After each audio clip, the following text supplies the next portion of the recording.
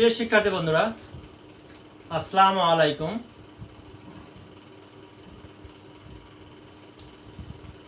প্রিয় শিক্ষার্থী বন্ধুরা, রাজশাহী বিভাগীয় অনলাইন স্কুলের পক্ষ থেকে স্বাগতম জানাচ্ছি। আমি মোহাম্মদ সাইম হোসেন, সহকারী শিক্ষক, আইসিটি, প্রতাপ মহিউদ্দিন মেমোরিয়াল উচ্চ বিদ্যালয়, উল্লাপাড়া, সিরাজগঞ্জ।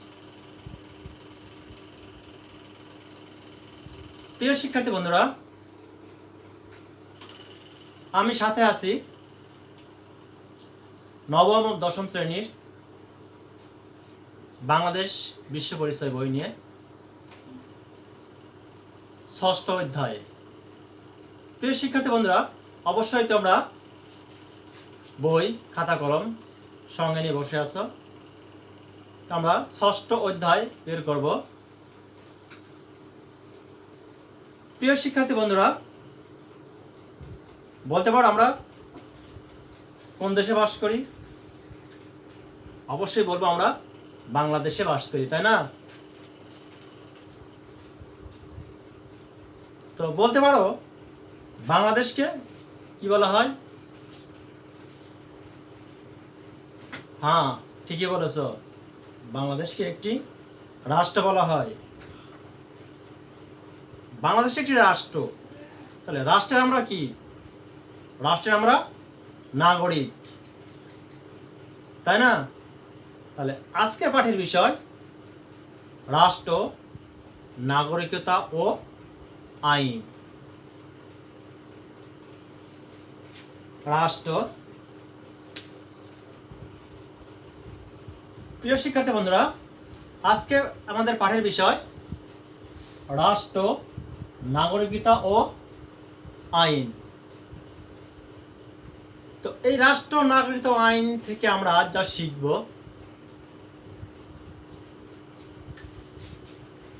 আমরা শিখব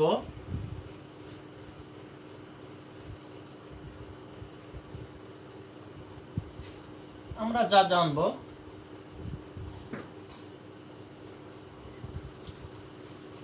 রাষ্ট্রের ধারণা ব্যাখ্যা করতে পারবো।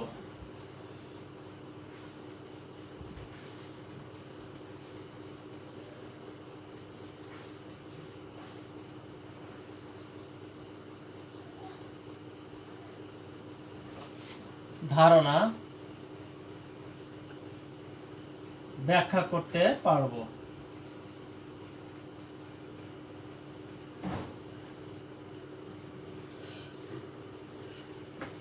প্রিয় শিক্ষার্থী বন্ধুরা, আমরা শুধু আজকে একটা বিষয় নিয়ে আলোচনা করব, রাষ্ট্রের ধারণা ব্যাখ্যা করতে পারবো। তো প্রত্যেক মানুষ কোনো না কোনো দেশে রাষ্ট্রে বসবাস করছে, কিন্তু আমরা কোন দেশে বসবাস করছি? বাংলাদেশে বসবাস করছি। হঠাৎ করে কোনো রাষ্ট্রের উৎপত্তি হয়নি। আদি মানুষ প্রথমেই গোত্রভিত্তিক বসবাস করত। সময় পরিবর্তন, এক সময় রাষ্ট্রের উৎপত্তি হয়। গোত্রভিত্তিক বসবাস করার ক্ষেত্রে সময়ের পরিবর্তনে এক সময় কি হয়? রাষ্ট্রের উৎপত্তি হয়। মানুষই রাষ্ট্র সৃষ্টি করেছে। রাষ্ট্রের বসবাসকারী প্রত্যেক নাগরিককে রাষ্ট্রের নিয়ম কানুন মেনে চলতে হয়। রাষ্ট্রে বসবাসকারী জনগণকে ওই রাষ্ট্রের নাগরিক বলা হয়। প্রিয় শিক্ষার্থী বন্ধুরা, নাগরিকদের সুষ্ঠু সুন্দরভাবে বাঁচার জন্য রাষ্ট্রের অনেক কাজ করে থাকে। তাহলে আমরা কিন্তু বাংলাদেশে বসবাস করতেছি, তাহলে আমরা কিন্তু বাংলাদেশের নাগরিক। তাহলে রাষ্ট্রের কিন্তু অনেক দায়িত্ব আছে আমাদের আবার অনেক দায়িত্ব কর্তব্য আছে রাষ্ট্রের কিছু নিয়মকানুন মেনে চলা, তাই না? তো রাষ্ট্রবিজ্ঞানী, রাজনৈতিক তত্ত্ববিদরা রাষ্ট্রকে বিভিন্নভাবে সংজ্ঞায়িত করেছেন।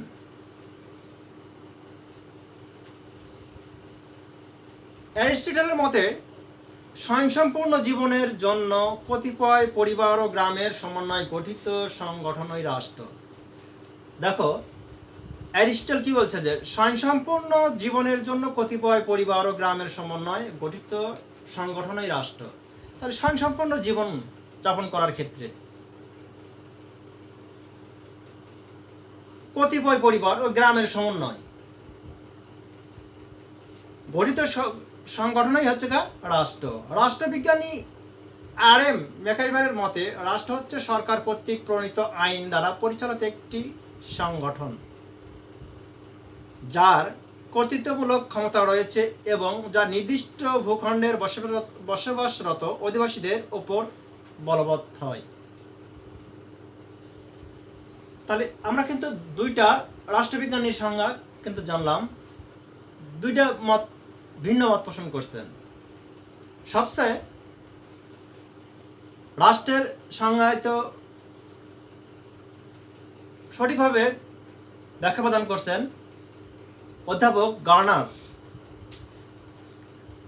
তিনি বলছেন যে সবচেয়ে সুস্পষ্ট পূর্ণাঙ্গ সংজ্ঞা দিয়ে বলেছেন যে রাষ্ট্র হলো বহু সংখ্যক ব্যক্তি নিয়ে গঠিত এমন এক জনসমাজ যারা নির্দিষ্ট ভূখণ্ডে স্থায়ীভাবে বসবাস করে বা বহির্বিশ্বের নিয়ন্ত্রণ হতে মুক্ত এবং যাদের একটি সুসংগঠিত সরকার আছে, যে সরকার প্রতি ওই জনগণ স্বভাবতই অনুগত। দেখো কত সুন্দর একটা সংজ্ঞা দিয়েছে ম্যাকাইভার। রাষ্ট্র হলো বহু সংখ্যক ব্যক্তি নিয়ে গঠিত, দুই একজন না, কিন্তু বহু সংখ্যক কথা উল্লেখ করছে, যারা নির্দিষ্ট ভূখণ্ডে স্থায়ীভাবে বসবাস করবে। নির্দিষ্ট ভূখণ্ড আছে, সেই নির্দিষ্ট ভূখণ্ডে কি করবে? স্থায়ীভাবে বসবাস করবে এবং বহিঃশত্রুর নিয়ন্ত্রণ থেকে মুক্ত। আমি বসবাস করব, বহিঃশত্রুর হাত থেকে আমাদের কি করতে হবে? রক্ষা করতে হবে, যাতে কোনো সমস্যা না হয়।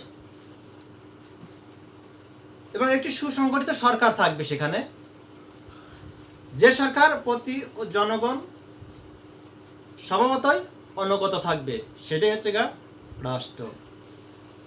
প্রিয় শিক্ষার্থী বন্ধুরা, সুতরাং আমরা বলতে পারি রাষ্ট্র হলো একটি ভূখণ্ড ভিত্তিক সমাজ বিশেষ যার সংগঠিত সরকার ও জনসমষ্টি রয়েছে এবং যার নিজস্ব ভৌগোলিক এলাকার মধ্যে অন্যান্য সকল প্রতিষ্ঠানের উপর সার্বভৌমত্ব প্রতিষ্ঠা হয়ে আছে, সেটাই হচ্ছে রাষ্ট্র। তো প্রিয় শিক্ষার্থী বন্ধুরা, আমরা রাষ্ট্রের ধারণা জানলাম। তো এবার বলতে পারো রাষ্ট্রের উপাদান কয়টি? হ্যাঁ, ঠিকই বলেছো, রাষ্ট্রের উপাদান 4টি।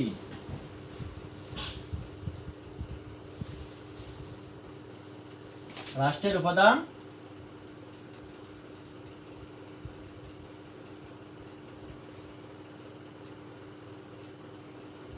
রাষ্ট্র।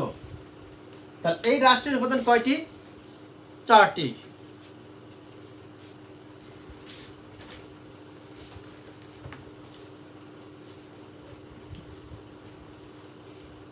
তো প্রথমেই রাষ্ট্রের উপাদান জনসমষ্টি। জনসমষ্টি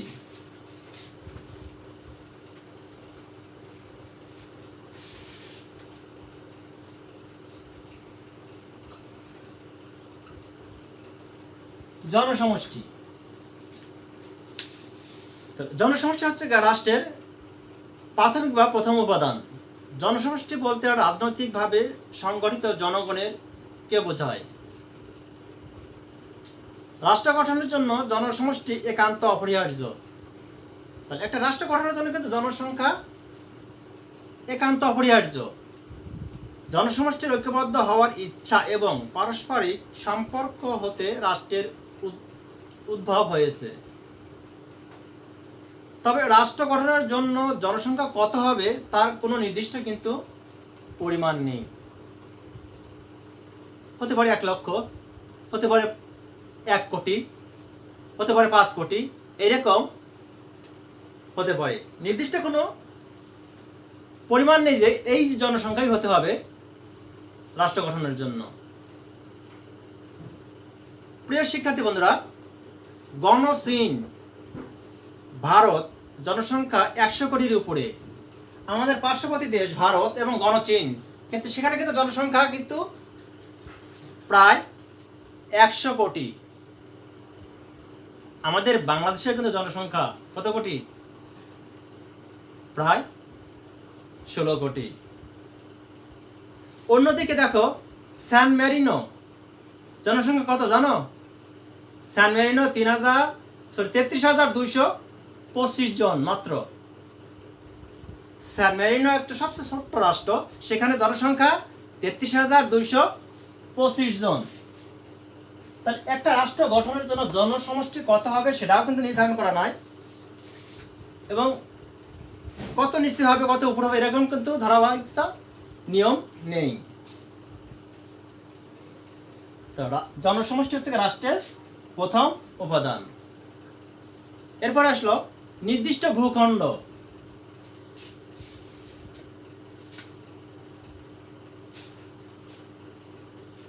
নির্দিষ্ট ভূখণ্ড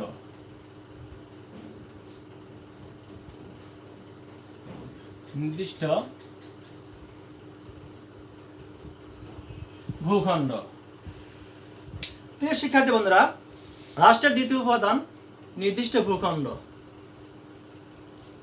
প্রত্যেক রাষ্ট্রেই একটি নির্দিষ্ট ভৌগোলিক সীমারেখা দ্বারা পরিবেষ্টিত। আমাদের বাংলাদেশ কিন্তু একটা রাষ্ট্র, সেই রাষ্ট্রটা কিন্তু ভৌগোলিক সীমারেখা দ্বারা পরিবেষ্টিত হয়ে আছে। জানো বাংলাদেশ সীমারেখা 1,47,570 বর্গ কিলোমিটার, তাই না? নিশ্চয়ই তোমরা এটা জানো। ভূখণ্ড বলতে স্থলভাগ, সমুদ্র সীমা, আকাশ সীমা বোঝায়। তাহলে ভূখণ্ড শুধুমাত্র নির্দিষ্ট ভূখণ্ডই না, কিন্তু সেই ভূখণ্ডটা হতে হবে কি স্থলভাগও বোঝাবে, সমুদ্র সীমা বোঝাবে, আকাশ সীমা বোঝাবে। রাষ্ট্রের জনগণের বসবাসের জন্য নির্দিষ্ট ভূখণ্ডের উপর নিয়ন্ত্রণ আবশ্যক। জনসমষ্টি ঐক্যবদ্ধ হয়ে জাতীয়তাবাদী আন্দোলন, সংগ্রাম ও যুদ্ধের মাধ্যমে অথবা সাংবিধানিক নির্দিষ্ট ভূখণ্ডের উপর নিয়ন্ত্রণ প্রতিষ্ঠা করে।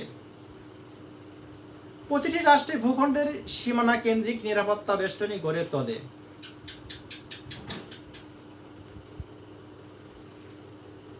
প্রিয় শিক্ষার্থী বন্ধুরা,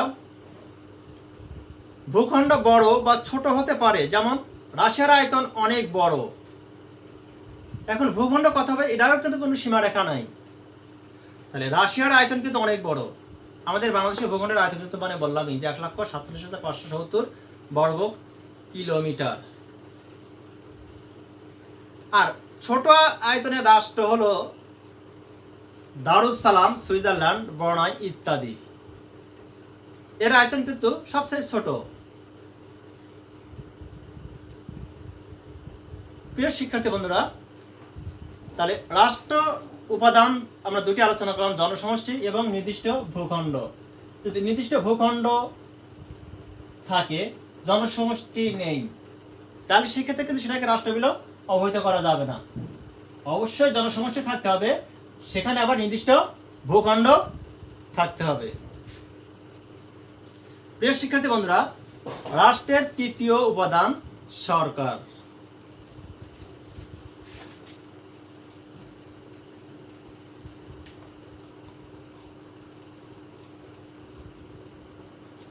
সরকার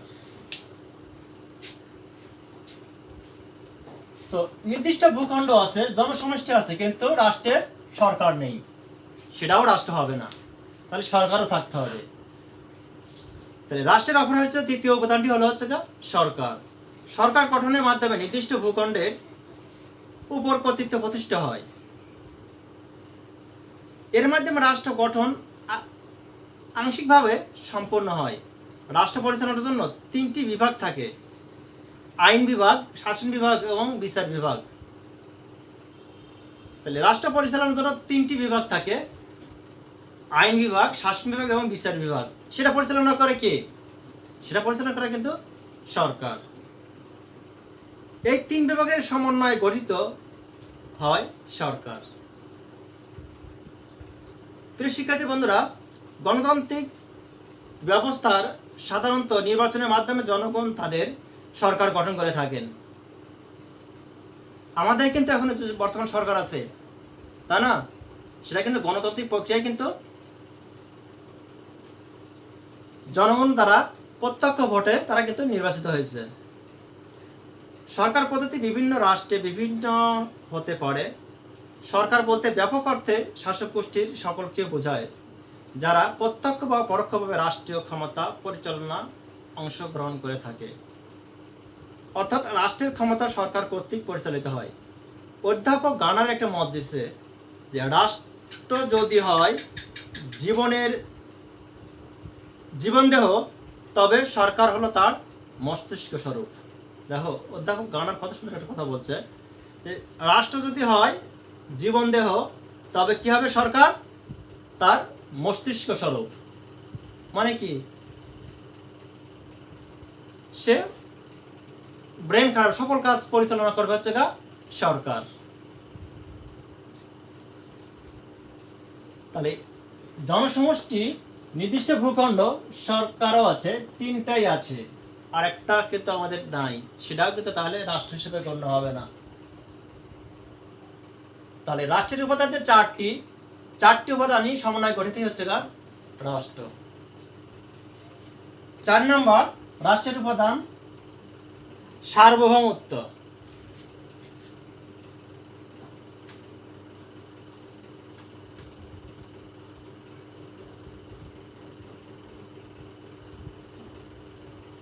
সার্বভৌমত্ব রাষ্ট্র গঠনের মুখ্য উপাদান সার্বভৌমত্ব ও সার্বভৌমিকতা।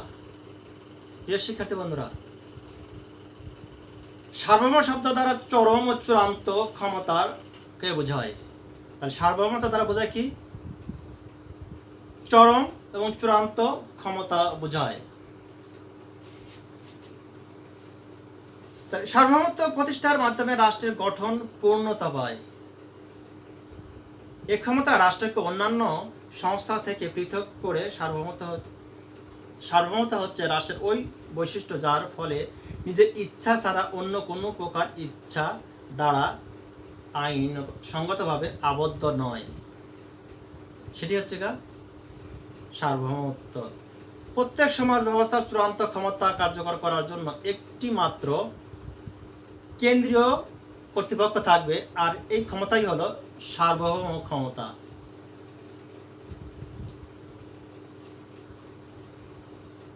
সার্বভৌমত্ব আদর্শ হলো আইন।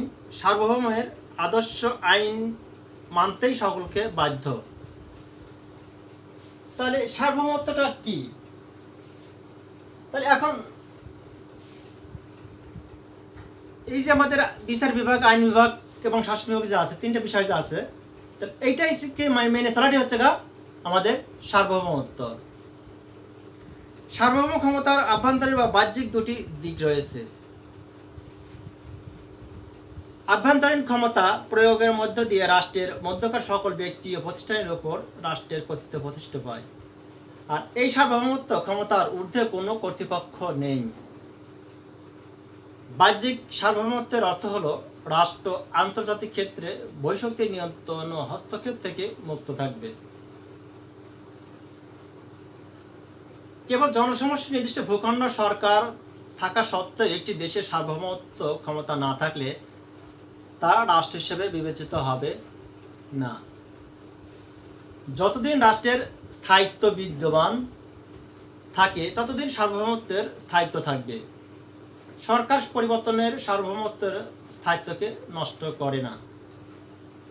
সুতরাং আমরা এভাবে বলতে পারি যে রাষ্ট্রের যে 4টি উপাদান, সে রাষ্ট্রের 4টি উপাদান জনসমষ্টি, নির্দিষ্ট ভূখণ্ড, সরকার, সার্বভৌমত্ব এর সমন্বয় গঠিত হচ্ছে একটি রাষ্ট্র। সরকার আছে, সার্বভৌমত্ব নেই, তাহলে রাষ্ট্র হবে না। সরকারও আছে, সার্বভৌমত্ব আছে, নির্দিষ্ট ভূখণ্ড নেই, সেটাও রাষ্ট্র হবে না। তাহলে 4টি সমন্বয় গঠিত হচ্ছে একটি রাষ্ট্র। প্রিয় শিক্ষার্থী বন্ধুরা, আমরা রাষ্ট্রের ধারণা এবং রাষ্ট্রের উপাদান কয়টি এবং কি কি এই সম্পর্কে আমরা জানলাম। তো প্রিয় শিক্ষার্থী বন্ধুরা, আমরা এবার বাড়ি কাজ নিব। সেই বাড়ি কাজটি অবশ্যই আমরা লিখে নিব।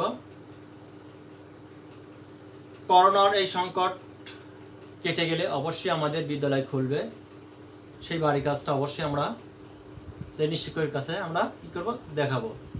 তো অবশ্যই তোমরা খাতা কলম হাতে আছে, বাড়ি কাজটা অবশ্যই আমরা লিখে নেব।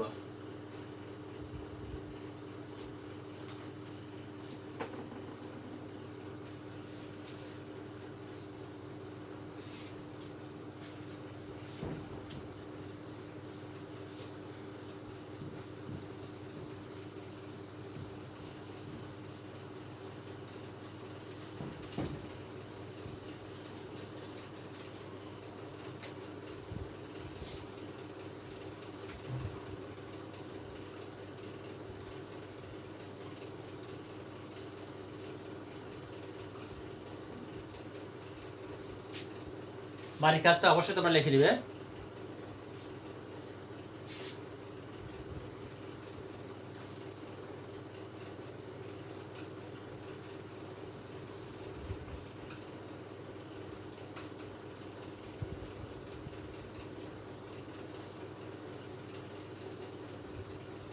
রাষ্ট্রের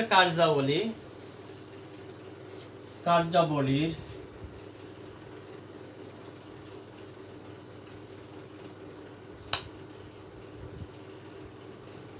একটি ছক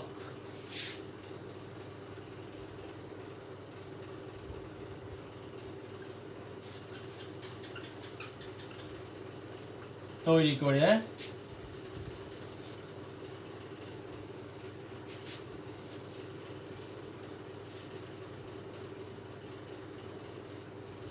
শ্রেণী শিক্ষকের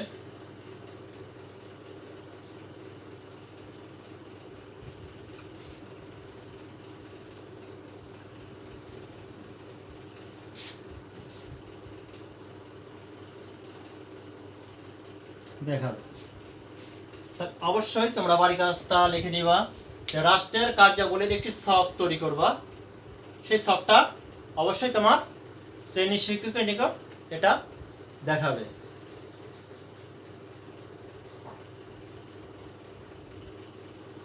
প্রিয় শিক্ষার্থী বন্ধুরা, তো আগামীতে আবার দেখা হবে।